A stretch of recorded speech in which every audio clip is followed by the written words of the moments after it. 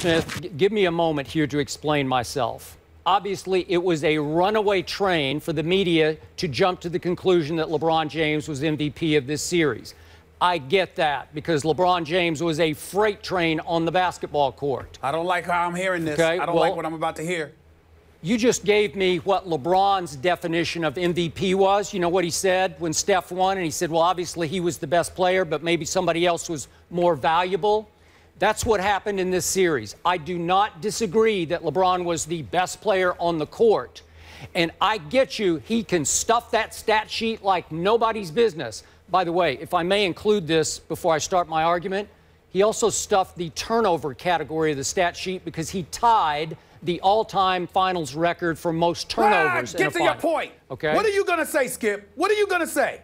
LeBron James was great, but Kyrie was more valuable in this series. Kyrie averaged 31 a game over the last 4 games, and it's when he scored those baskets that mattered the most. You ready for this? Give me a second now. Let's go back to Game 4 when LeBron disappeared down the stretch from the 10-minute mark to the 2-minute mark. Remember that one? Kyrie did score 34 in that game. At least he had the guts to go ahead and shoot it down the stretch. He wasn't great, but he did make 3 shots down the stretch that at least kept him afloat in that game. Then let's go to Game 5. They both go for 41 in that game, obviously at Golden State. Kyrie had 12 in the 4th quarter to hold off Golden State at home. Let's go to Game 6. When did he score his points? Who set the tone in Game 6 right out of the box? Both of them. No. Kyrie scored 20 in the first half. Nobody made any big deal of that. 20 points, outscored LeBron in the first half, and LeBron followed Kyrie's lead in Game 6, and obviously they're up 16 at half and won by 14. Game 7, haven't heard a word about this yet, but Kyrie Irving, with Golden State up 7 at halftime, Kyrie Irving scored 17 in the second half. I haven't heard a word about that. And let's get to that crucial point down the stretch from 4:29 left in the game down to the 53-second mark. Do you realize each team shot 6 times and missed all 6 shots? Again, that game was begging for Golden State, or more importantly, Steph Curry to win that game. But each team went 0 for 6 with the score stuck on 89 to 89. LeBron James went 0 for 4 in that stretch. And you nailed it. You just summed it up for me. Kyrie Irving hit the shot heard round the world. With 53 seconds left, he shoots or launches a step back, fall away, deep 3 right in the face of Steph Curry that wins the first championship for Cleveland, Ohio in 52 years. I'm shocked because if his teammate were not LeBron James, we would be going crazy about that shot. But now, and you made a big point about it, but I don't hear most people make a point because LeBron was the runaway MVP. That was the shot. And this is just me, and I can give you song and verse and chapter and verse of LeBron's history. That's not been his history to make shots like that. I have my doubts LeBron could have made that kind of shot under that kind of circumstance. You tell me all the time, Kyrie is the closer for this team. He closed that deal with an all-time great Game 7, late 4th quarter shot to win an NBA championship. And I feel sorry for him because he's not getting enough credit for it. And my final point, to drive home my conclusion that he slightly deserves MVP, I don't think he's getting nearly enough credit for the defensive job he routinely kept doing on Steph Curry. He's the one chasing Steph on the perimeter. He was all over Steph, night after night after night. I would just sit back and marvel at how hard Kyrie played defense on the perimeter on Steph Curry. I think Kyrie took Steph out of his game, many plays in that 7-game series. So in the end, on value, when did you make the shots? When did you score your points? What were your contributions in 4th quarters? I would have given it to Kyrie, and I tweeted that immediately at the end of the game because that was a shot for the ages that he made. You know,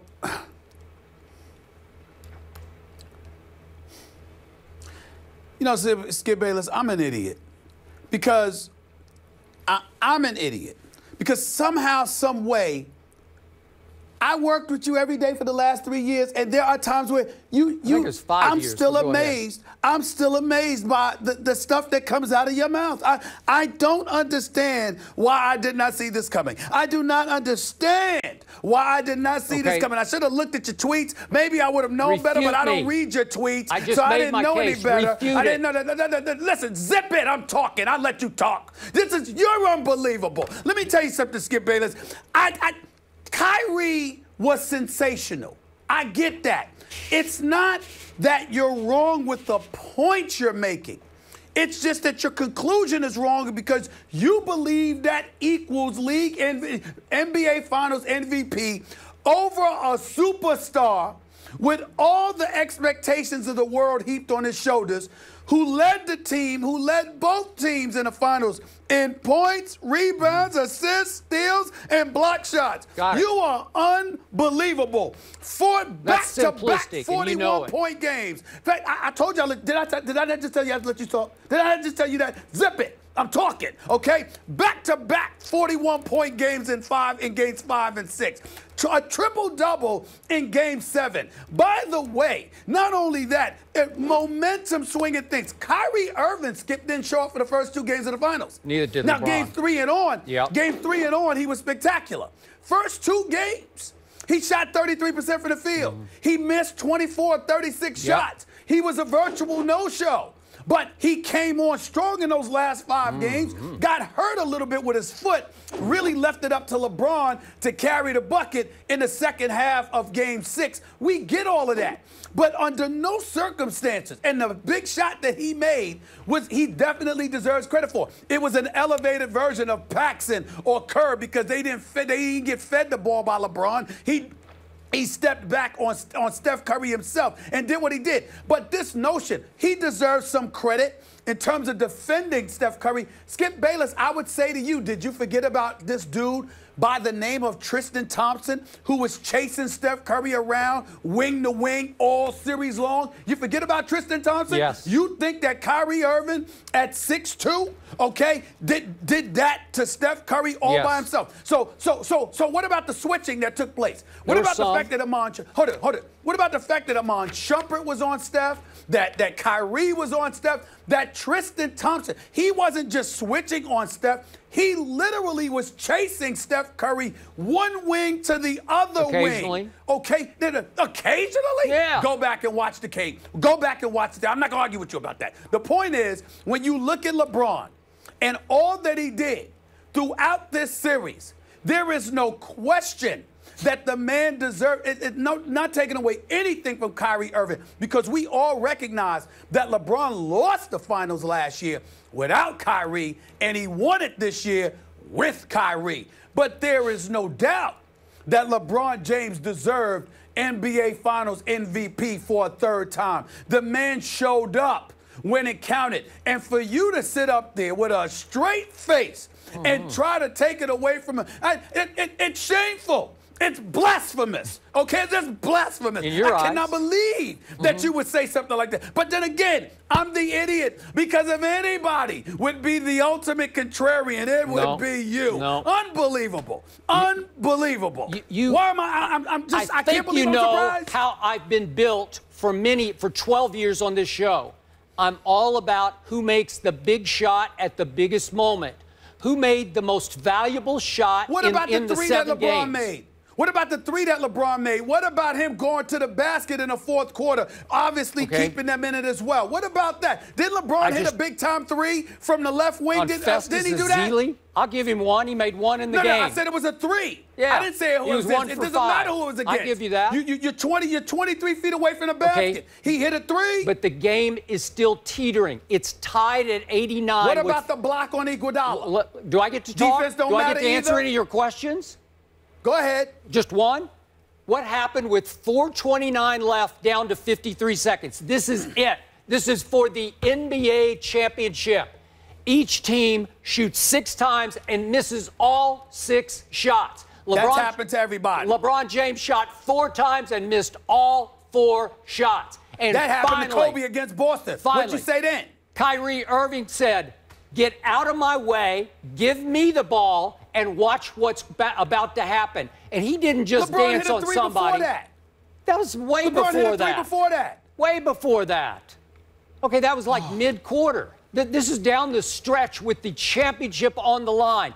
That was the shot heard round the world. If LeBron had made that shot with 53 seconds left, we'd never hear the end of it.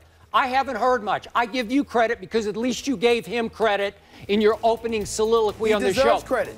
Not many people have given. Like, that was such a huge Game 7 late shot. It won the championship, and I don't hear anybody talking about it. Even after the game, it was all LeBron. And it should be a whole lot of LeBron, but I think people are overlooking how valuable the contributions were of the best shooter and scorer on the team, who is Kyrie Irving. And you always say he has become the closer.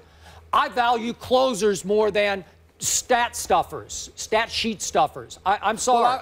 I value closers more than stat stuffers too. If the stat stuffers don't do anything when it counts. LeBron makes plays on both ends of the floor. He led the team in 5 different damn categories. Yeah, I can't ignore that. I'm not saying that Kyrie Irving wasn't sensational. I'm not saying that he doesn't deserve. I'll go as far as to say this: LeBron doesn't win the championship without Kyrie. Doesn't do it. Doesn't do it at all. But that doesn't mean he was the MVP. Okay. Well, obviously, Kyrie doesn't win the championship without LeBron. But when you're talking about value to team, who set the tone in Game 6. Value to team. Hold it. Value to team is different. When did you score your points? Tone setters vary from game to game. In the end, value to team matters most. And value to team, let me tell you something right now. We all know who owns that category. When LeBron goes to your team, you're an instant title contender. When he ain't there, you're a has-been or an average team at best. That's a fact. Okay. And by the way, I got to say about how much credit you gave LeBron, and you did make mention. Listen, Iguodala was not right last night. He was stiff. He just wasn't. And so he's got the breakaway, and he's thinking, should I? And I always tell you, nobody plays harder longer than LeBron James. He's in phenomenal physical condition, and it showed again. He played the most minutes in the game last night, and he looked as fresh in the end as he was in the beginning. I credit that. And that chase down block, that was just sheer effort. But Iguodala, what's he doing? He just kind of shies away from the basket and says, I think I'll try a little right-handed scoop shot over my head. It was the easiest block LeBron's ever had because Iguodala didn't think he could go up strong with his back. You know, you're looking at the shot Iguodala took. I'm looking at a LeBron James who came out of nowhere, who had his hand damn near at the top of the backboard and his face had to move out of the way of the rim because that's how high he went up to get it. At that pivotal moment in the game, somebody that shows up on the defensive end of the floor as well as the offensive end of the floor. Kyrie Irving is going to give you the business offensively. LeBron James gave you the business, period. Points, rebounds, assists, steals, and block shots, leading in all 5 categories, and you're going to sit here and say that Kyrie Irving deserved NBA Finals MVP. You're unbelievable. You're unbelievable. Am unbelievable because you know I'm right. Deep down, you know I'm right. I know you're wrong. You know what? I know you're wrong as usual. I'm going to say it again. That's what I know. I feel sorry for Kyrie Irving this morning. Please. I feel sorry for him. And let me tell you something right now. I saw Kyrie last night. I spoke to him last night. There's nothing to feel sorry for him for. He was in Vegas last night having a blast. And he's going to be in Cleveland today having a blast. The whole no team reason went. to be sorry for him. He's a champion. What are you talking about? Well. Oh, please. Yeah, you're ridiculous. Ridiculous. And they deserve to be in Vegas. LeBron joining Magic and MJ as the only players with at least 3 MVPs and 3 Finals MVPs. So pretty good company there. Let's get to Steph now. Steph Curry not really living up to the title of unanimous MVP in this series. Was his reputation permanently damaged? We break down Curry's performance next. Watch